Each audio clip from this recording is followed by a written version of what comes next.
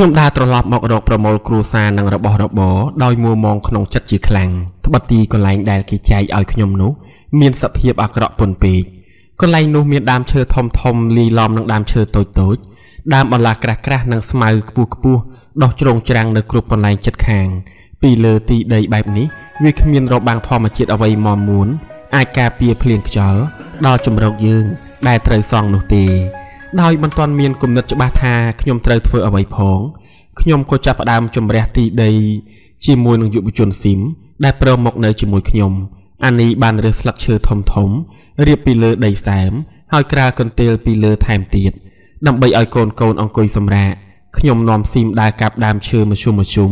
ទុកធ្វើសសរផ្ទះនិងជីករណ្ដៅសម្រាប់ដាំសសររួចជីកប្រឡាយទឹកជុំវិញផងស៊ីមធ្វើការទម្លាប់ធម្មតារបស់គេគឺដោយគ្មានខ្វល់ខ្វាយនឹងរឿងអ្វីជុំវិញខ្លួនទាំងអស់ហើយផ្ដើមហួចលេងខ្លាំងនៅបទប្រជាប្រិយថាបងអ៊ំទុកទៅឬសូគ្រូឈប់ហួចស៊ីមខ្ញុំប្រាប់តិចឯងចង់ឲ្យគេមករករឿងឬស៊ីមនៅមិនទាន់យល់ថាចាប់ពីពេលនេះទៅវាមិនត្រូវបញ្ចេញសេចក្តីរីករាយអ្វីឲ្យគេឃើញទេនៅថ្ងៃរសៀលយើងយកវល្លិចងពីសសរមួយទៅសសរមួយទៀតនិងផ្ដើមប្រក់ស្បូវពីលើធ្វើជាខ្ទមនោះគ្មានជញ្ជាំងទេបន្ទាប់មកខ្ញុំដើររើសដុំថ្មមកដាក់បង្ហាប់ដីឲ្យមាំតែมันបានស្មើទេហើយក្រាលស្លឹកឈើពីលើថែមទៀតលុះថ្ងៃជ្រេបន្តិចឧខោសនស័ព្ទមួយបន្លឺហៅយើងឲ្យទៅយកមកហូបអាហារខ្ញុំនាំស៊ីមនិងសូដាតដើរចុះតាមផ្លូវលំរហូតដល់កន្លែងមួយដែលមានមនុស្សរាប់រយពាន់នាក់នៅត្រៀបត្រាជាស្រេចរងចាំគេហៅឈ្មោះនៅទទួលចំណែកអង្គរនៅពេលប្រលប់យើងត្រូវបង្កាត់ភ្លើងដាំបាយជាធម្មតាមែកឈើឬស្លឹកឈើនិងដីគ្រប់កន្លែងសុទ្ធតែទទឹកឬសើមទាំងអស់យើងត្រូវចាំងសម្បកសើមចោលយកតែស្នូលឈើស្ងួតមកប្រែខ្ញុំនៅតែមានដៃកេះមួយគូដដែលដែលយកពីភ្នំពេញមកហើយបានបង្កាត់ភ្លើងឆេះយ៉ាងងាយស្រួលប៉ុន្តែពេលនេះស្ថានភាពយើងបានធ្លាក់ចុះដុនដាបជាខ្លាំងនៅពេលមុនយើងតែងបានស្នាក់នៅក្នុងផ្ទះដែលសង់ពោះពីដីការពារយើងមិនឲ្យត្រូវទឹកឬសន្សើមផ្សេងចំណែកខ្ទមយើងដែលសង់ក្រោមដើមឈើធំនេះវាពិតជាត្រូវសើមរាល់ពេលវេលាទាំងអស់សេចក្តីសន្និដ្ឋាននេះមិនខុសទេព្រោះគ្រាន់តែយប់មកដល់ភ្លៀងក៏ធ្លាក់ឈូឆរមកទៀតភ្លាមកំរាលស្លឹកនិងកន្ទេលដែលក្រាលពីលើនោះក៏ត្រូវសាមទឹកជោកមួយរំពេចដែរយើងត្រូវអង្គុយត្រាំទឹកភក់ដោយរងាញ័រខ្លួននិងអស់កម្លាំងហែវហត់ជាពន់ពេកស្ដូរនៅតែឈឺមិនស្រួលខ្លួនជានិច្ចកូនប្រុសខ្ញុំទាំងពីរនាក់ទៀតវាងើបឈរអង្គុយចောင်းហោងនិងសម្លឹងមើលមកឪពុកម្ដាយដោយក្រៀមក្រំយើងអង្គុយជាប់គ្នាជុំវិញភ្នក់ភ្លើងតូចនោះខ្ញុំនិងអានីមើលមុខគ្នាទៅមកដោយឥតមានពាក្យស្ដីរកគ្នាទេយើងគ្រាន់តែបង្ហូរទឹកភ្នែកប៉ុណ្ណោះទឹកភ្នែកនេះហើយជាសម្ដីដែលយើងត្រូវការដើម្បីប្រាប់គ្នានៅសេចក្តីឈឺចាប់របស់គ្រួសារយើងទាំងអស់គ្នាជីវិត3ថ្ងៃដំបូងនោះរស់នៅគឺរងទុក្ខវេទនាបំផុតគ្រាន់តែបានរួចដៃពីការសងខ្ទមភ្លាមខ្ញុំលែងនិយាយអ្វីកើតដោយត្រូវសេចក្តីលំបាកគ្រប់បែបយ៉ាងចាក់ដោតសពរូបកាយត្រូវគាំងសពវិញ្ញាណ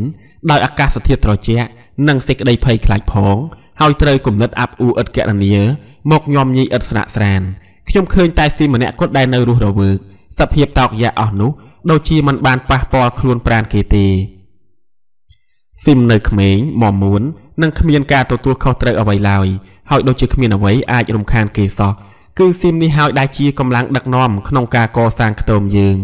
ស៊ីមរត់ទៅគ្រប់ទិសទីរាល់ពេលដើម្បីកាប់ប្រមូលឈើដើរបេះបោចវល្លិនិងមែកឈើស្លឹកឈើផ្សេងសម្រាប់សំណង់ពេលស៊ីមកំពុងធ្វើការខ្ញុំចុះទៅមើលឪពុកម្ដាយខ្ញុំនិងបងប្អូន12នាក់ទៀតដែលនៅប្រហែល300ម៉ែត្រពីកន្លែងខ្ញុំក្នុងពេលនោះអ្នកទាំងអស់គ្នាដូចជាបានសុខជាទេហើយនឹងសរុនដោយមានវួចនិងកេងជាជំនួយផងបានផ្ដើមសង់ផ្ទះស្លឹកមួយដែលមានទំហំធំមាំមួនជាងផ្ទះខ្ញុំទីដីគេក៏មានទីតាំងល្អជាងដីខ្ញុំដែរព្រោះជាដីមួយស្អាតស្រាប់នៅចន្លោះម្លប់ឈើធំពីរហើយមានជម្រាលចុះទៅអូរមួយផងស្រីរត់លេងប្រឡែងនៅក្រៅជាមួយនឹងកូនប្រុសរបស់ថេងគឺវិសុទ្ធនិងអាម៉ាប់ឪពុកខ្ញុំនៅត្រឹងប្រងើយដូចជាធម្មតានិងប្រាប់ខ្ញុំយ៉ាងហីថាគាត់មិនមានបញ្ហាអ្វីទេគាត់បន្ថែមទៀតថាទោះជាយ៉ាងណាក្តីគាត់មិនដែលសង្ឃឹមអ្វីពីសំណាក់ពួកខ្មែរក្រហមឡើយប៉ុន្តែម្ដាយខ្ញុំនៅដេកសម្រាកលើកន្ទេលមួយចិត្តគុំនៅស្បូវដោយគាត់នឿយហត់ណាស់ក្នុងការធ្វើដំណើរមកទីនេះ គាត់ខំញញឹមមករកខ្ញុំនឹងប្រាប់ខ្ញុំថាគាត់នឹងបានស្រួលខ្លួនវិញក្នុងមួយថ្ងៃឬពីរថ្ងៃទៀតប៉ុណ្ណោះចម្លែកតែឡើយម្នាក់ដែលធ្លាប់តែរហ័សរហួនជាងគេស្រាប់តែឃើញទ្រាំខ្លួនលែងចង់ធ្វើអ្វីឡើយអង្គុយចិត្តម្ដាយនាងដែលទ្រុឌទ្រោមខ្លាំងដែរហើយសឹងតែងើបក្បាលមើលមកខ្ញុំមិនរួចផងយ៉ាងណាក្តីខ្ញុំដូចជាលែងបារម្ភច្រើនដែរហើយត្រឡប់ទៅកន្លែងខ្ញុំវិញទៅមើលការងារសង់ខ្ទមដែលសៀមកំពុងធ្វើនៅជិតខ្ទមកំសត់យើងមានមនុស្សប្រុសមាំមួន3នាក់កំពុងដំឡើងផ្ទះរបស់គេហើយជងមេដំបូលនឹងផ្ដើមប្រក់ស្បៃខ្លះទៅហើយនៅពេលខ្ញុំឈរមើលគេនោះខ្ញុំភ្ញាក់ព្រឺតនឹងរីករាយណាស់ដោយឃើញច័ន្ទជាមិត្តចាស់របស់ខ្ញុំក្នុងចំណោមអ្នកទាំង3នាក់នោះខ្ញុំឧស្សាហ៍នឹកទៅច័ន្ទដែរព្រោះខ្ញុំបានឃើញគេដើរកាត់ភ្លៀងពីថ្ងៃមុនតម្រង់ទៅវត្តអង្គរកាហើយយើងមិនបានជួបគ្នាឡើយការយើងស្នាក់នៅ2អាទិត្យនៅក្នុងទីវត្តនោះឥឡូវច័ន្ទនៅត្រង់នេះសោះហើយគេចុះមកផ្ទះស្មាខ្ញុំសំដែងសេចក្តីរីករាយដោយបានឃើញខ្ញុំដូចខ្ញុំបានឃើញគេដែរគេនាំខ្ញុំឲ្យស្គាល់មិត្ត2នាក់នោះគឺម្នាក់ឈ្មោះកែវធ្លាប់ធ្វើជាមន្ត្រីកយហើយចេះបានបញ្ជូនប្រពន្ធនឹងម្ដាយខ្លួនទៅបរទេសមុនភ្នំពេញធ្លាក់ម្នាក់ទៀតឈ្មោះសុនដែលមានសញ្ញាបត្រផ្នែកវិទ្យាសាស្ត្រនិងធ្លាប់ធ្វើជាសាស្ត្រាចារ្យហើយមានអាយុដំណើរខ្ញុំដែរអ្នកទាំង3នាក់នេះសុទ្ធតែជាមនុស្សពេញកម្លាំងនិងឆ្លាតគេបានសង់ខ្ទមមួយធំមានដំបូលមាំទាំគេតម្រូវឲ្យយើងធ្វើការងារនៅថ្ងៃទី4គឺក្រោយពីផ្ទះខ្ទមយើងបានសង់ហើយនោះការងារដំបូងគឺយើងត្រូវកាប់ឆ្ការព្រៃដោយត្រូវកាប់ដើមឈើនិងសែងឬអូសវាទៅរៀបជាគំនរនៅជិតនោះតំបន់នេះមានឈ្មោះថាវាលវងជាតំបន់នៅកណ្ដាលព្រៃមួយដែលមិនធ្លាប់មានអ្នកណាកាន់កាប់ម្ដងណាឡើយនៅម្ដុំនោះគ្មានដីមួយដុំត្រង់ណាដែលគេអាចធ្វើស្រែចម្ការបានទេពេលនេះយើងត្រូវបង្កើតដីស្រែចម្ការនឹងឲ្យបានពេលវេលាធ្វើការងារសោតក៏យកតាមគំរូមុនគឺយើងចាប់ផ្ដើមពីម៉ោង6ព្រឹករហូតដល់ម៉ោងថ្ងៃត្រង់ទើបបានសម្រាកហូបបាយ1ម៉ោងហើយធ្វើការទៀតដល់ម៉ោង6ល្ងាចម្យ៉ាងទៀតនេះជាលើកទី1ហើយដែលគេបានដាក់សុទ្ធតែយោធាប្រដាប់អាវុធនិងត្រួតពិនិត្យការងារយើងនៅពេលដែលយើងកំពុងកាប់ដើមឈើកំពុងទាញអូសដុំកំណាត់ផ្សេងឬកំពុងចាំងកាត់ឬមែកឈើនិងដាក់រៀបដើមជាគំនរនោះខ្មែរក្រហមជាឆ្មាំអាចលេចផ្លែតមកឈរក្រោយយើងធ្វើឲ្យយើងរឹតតែប្រឹងធ្វើការខ្លាំងឡើងថែមទៀតក្នុងរយៈពេល2ទៅ3អាទិត្យដំបូងដែលយើងរស់ត្រាំទឹកភ្លៀងនោះខ្ញុំបានដើរតាមផ្លូវលំជាញឹកញយនិងទៅឈរចាំទទួលចំណែកអង្គររាល់ថ្ងៃខ្ញុំសង្កេតឃើញថាអ្នកនៅជំរុំយើងមានចំនួនពី500ទៅ600គ្រួសារគឺមិនតិចជាង 5000 នាក់ទេដែលតាំងទីស្នាក់នៅជាប់គ្នាប្រវែង3ឬ4គីឡូម៉ែត្រតាមផ្លូវលំក្នុងព្រៃនោះការជម្លៀសមនុស្សដ៏ធំធេងបញ្ចូលព្រៃនេះមិនទាន់ចប់នៅឡើយទេក្នុងរយៈពេលជាច្រើនសប្តាហ៍ក្រោយយើងមកដល់នោះមានមនុស្សរាប់រយពាន់នាក់មកដល់ទៀតដែលសុទ្ធតែជាអ្នកក្រុងដោយមានសម្លៀកបំពាក់ពណ៌ចម្រុះតែត្រូវរហែករយាកច្រើនណាស់ហើយនឹងមានការនឿយហត់ជាខ្លាំងដោយពួកយើងនៅពេលទើបមកដល់នោះអញ្ចឹងដែរអ្នកដំណើរដល់ថ្មីនេះដើរកាត់មុខខ្ទមយើងចូលទៅទីជ្រៅក្នុងព្រៃថែមទៀតដើម្បីទៅកាប់ឆ្ការធ្វើកន្លែងថ្មីដូចយើងបានធ្វើមកហើយយើងបានតាមមើលដំណើរអ្នកមកថ្មីដោយស្ងៀមស្ងាត់ដោយពួកអ្នកមកមុនយើង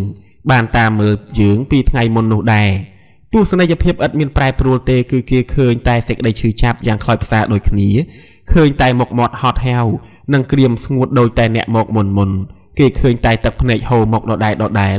នឹងឮតែទំនួញធ្ងរឈឺចាប់ដោយគ្រួសារនិងមិត្តភ័ក្តិបានជួបគ្នាហើយស្រាប់តែត្រូវបែកគ្នាដោយគ្មានសង្ឃឹមនឹងបានជួបគ្នាវិញ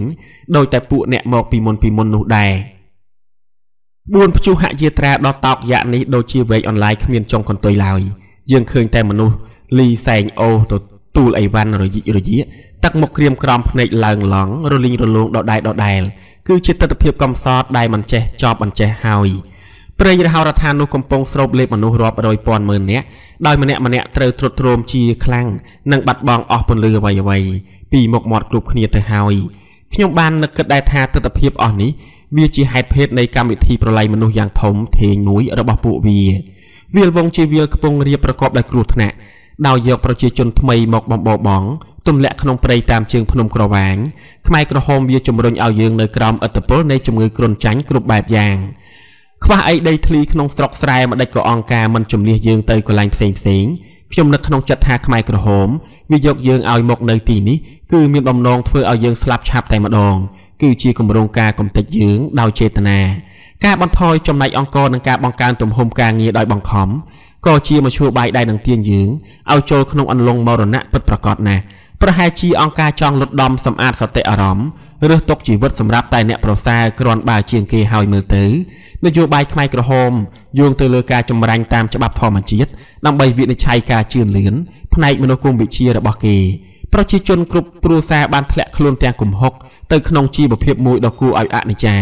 អង្គការរែងទុកតែអ្នកខ្លាំងសល់ពីស្លាប់ហើយជំរុះឥតមេត្តាអ្នកខ្សោយដែលទ្រាំទ្រជីវិតមិនបាននឹងការញោមញីគ្រប់ប្រការអកប្បកិរិយាកូនខ្ញុំធ្វើឲ្យខ្ញុំចាប់អារម្មណ៍ជាខ្លាំងចារិតរស់រាយរបស់ក្មេងៗហាក់ដូចជារលាយសូន្យយើងលែងឮវាលេងឬក៏ប្រឡែងគ្នាដូចមុនអ្វីទៀតហើយវាប្រែជាមានកិរិយាស្ងៀមស្ងាត់ហើយប្រយ័ត្នប្រយែងទៅវិញក្មេងៗចាប់យល់ថាមានរឿងអ្វីមួយដែលកំពុងកើតមានឡើងខុសពីការធម្មតាសូដាតកូនច្បងខ្ញុំដឹងច្បាស់ណាស់អំពីទុក្ខសោកនិងសេចក្តីលំបាកចិត្តរបស់យើងសូដាតនឹងណាវ៉ាត់លេងទាំងចង់ទៅលេងអ្វីជាមួយកូនប្រុសទាំងពីររបស់ថេងជីបងប្អូនជីដូនមួយនោះទៀតហើយវាចេះតែនៅស្ងៀមស្ងាត់ហើយខ្លាចរឯងគេគ្រប់ពេលវេលារីឯសុខភាពរបស់ស្ដូវវិញក៏ចេះតែដុនដាបន្តិចម្ដងរៀងរាល់ថ្ងៃជើងវាទាំងពីរនៅតែហើមជានិច្ចហើយវាកាន់តែខ្សោយថែមទៀតនៅពេលខ្លះស្ដូវសឹងតែគ្មានកម្លាំងនឹងស្រែកយំផងយើងព្រួយបារម្ភណាស់ចំពោះស្ថានភាពវាយ៉ាងនេះយើងខំបេះបោចអាហារដែលយើងអាចធ្វើបានដើម្បីបំពន់ចំណីវាបន្ថែមទៀតខ្ញុំបានខំទៅអង្វរមេជំរុំខ្លាំងណាស់ទម្រាំគេព្រមឲ្យអានីបានឈប់ធ្វើការហើយនៅថែរក្សាស្ដូវក្នុងជំរកនៅក្នុងស្ថានភាពដ៏ពិបាកយ៉ាងនេះមរណភាពក៏ចាប់ផ្ដើមកើតមានឡើងយ៉ាងរហ័សគ្រាន់តែក្នុងសប្តាហ៍ទី1នោះខ្ញុំបានឃើញមនុស្សជាច្រើនសែងសាកសពបន្តគ្នាចុះទៅក្រោមផ្លូវលំខ្ញុំឥតមានងឿងឆ្ងល់ទេព្រោះមនុស្សស្នាក់នៅទីនោះច្រើនណាស់ហើយមានសុខភាពទន់ខ្សោយគ្រប់គ្នាគេយកសពទៅកប់នៅក្នុងព្រៃនៅគៀនដីដែលយើងបានឆ្កាជំរះថ្មីនោះតាមគេប្រាប់ខ្ញុំពួកខ្មែរក្រហមយល់ថាសពទាំងនោះនឹងក្លាយជាជីសម្រាប់បណ្ដុះបណ្ដាលផលដំណាំនៅថ្ងៃមុខពួកវាបញ្ជាក់ទៀតថាការដុតសាកសពជាការខាតបង់ឥតប្រយោជន៍ការខំរកប្រមូលឈើមករៀបជាបច្ឆារួចរងចាំការបូជាសពនោះជាការខាតឈើខាតការងារនិងខាតពេលវេលាច្រើនណាស់ហេតុនេះនៅវាលវងមនុស្សស្លាប់ក៏ត្រូវឲ្យមានប្រយោជន៍ដែរនៅពេលដំបូងនោះខ្ញុំមិនសូវភ្ញាក់ផ្អើលចំពោះបញ្ហានឹងទេព្រោះខ្ញុំត្រូវខ្វល់ខ្វាយដោះស្រាយបញ្ហាខ្ញុំផ្ទាល់ឥតស្រាកស្រានម្យ៉ាងទៀតខ្ញុំមិនស្គាល់ពួកគ្រួសារដែលមានបញ្ហានោះផងលុះថ្ងៃរសៀលមួយជំងឺគ្រុនរបស់ស្ដូវស្រាប់តែឡើងខ្លាំងយ៉ាងចម្លែកក្នុងយប់នោះសោតភ្លៀងបានធ្លាក់មកយ៉ាងខ្លាំងហើយខ្យល់ក៏បានបក់បោករបើកលបោខ្ទមស្លឹកយើងគ្រប់ទីកន្លែងទឹកភ្លៀងធ្លាក់ឈូឆរមកលើខ្លួនប្រាណយើងនិងហូរលិចកន្ទេលនិងកំរាលខាងក្រោមទាំងអស់យើងត្រូវតែងើបអង្គុយចង់ហោងទាំងអស់គ្នាដោយអោបស្បោងខោអាវឲ្យផុតពីដីឬក៏ព្យួរវានឹងមែកឈើដែលលៀនមកចិត្តនោះប៉ុន្តែមួយស្របក់ក្រោយមកខ្ញុំទ្រាំចាំទៀតលែងកើតក៏សម្រេចចិត្តទៅសុំអ្នកចិត្តខាង3នាក់នោះឲ្យទទួលអានីនិងកូនតូច2នាក់ទៀតទៅជ្រកសម្រាកក្នុងផ្ទះគេបានយល់ព្រមភ្លាមដោយឥតរីរែកចំណែកប្អូនជីដូនមួយខ្ញុំនិងកូនច្បងខ្ញុំនិងខ្ញុំអង្គុយអោបដៃហាភ្លៀងហាខ្យល់ក្នុងខ្ទមដាច់ដោចរបស់យើងតទៅទៀតក្នុងស្ថានភាពនេះយើងមិនអាចគេងបានទេប្រមាណ2ម៉ោងក្រោយមកភ្លៀងក៏រាំងតែខោអាវយើងនៅទទឹកជោគថ្ងៃស្អែកឡើងនៅពេលខ្ញុំត្រឡប់ពីការងារវិញអានីកំពុងតែដាំបបរហើយស្ដូវនៅដេកក្រវៀនវៀនលើកន្ទេលខ្ញុំសួរអានីថាមិនទៅស្ដូវវាមានញ៉ាំបបរឬទេវាឥតព្រមញ៉ាំអ្វីទេវាចេះតែគេងអញ្ចឹងអានីប្រាប់ខ្ញុំដោយស្រងត់ស្រងាត់ខ្ញុំមើលទៅកូនឃើញរូបរាងកាយវាស្គមខ្លាំងណាស់ដោយរូបភាពកូនក្មេងខ្វះចំណីអាហារនៅទ្វីបអាហ្វ្រិកដែលគេថតផ្តិតលើផ្ទាំងធំនៅក្នុងទីក្រុងភ្នំពេញពីចំនួនមុនរូបកាយស្ដូរនៅមានតែស្បែកនិងឆ្អឹងហើយពោះប៉ោងធំនិងជើងទាំងពីរហើមស្ពុលកូនប្រុស2នាក់ទៀតនៅអង្គុយចង់ហោងនៅចិត្តនោះដែរដោយយំបន្តិចផងរងាញាក់ផងរងចាំទទួលចានបបរពីម្ដាយពេលនោះស្រាប់តែស្ដូរស្រែកហៅម៉ាក់មានរឿងអីស្ដូរអានេះឆ្លោយដោយស្ទុះរំកិលទៅចិត្តកូនផងមានរឿងអ្វីកូនម៉ាក់ស្ដូវឥតស្ដីអ្វីទេតែខំលើកដៃជាសញ្ញា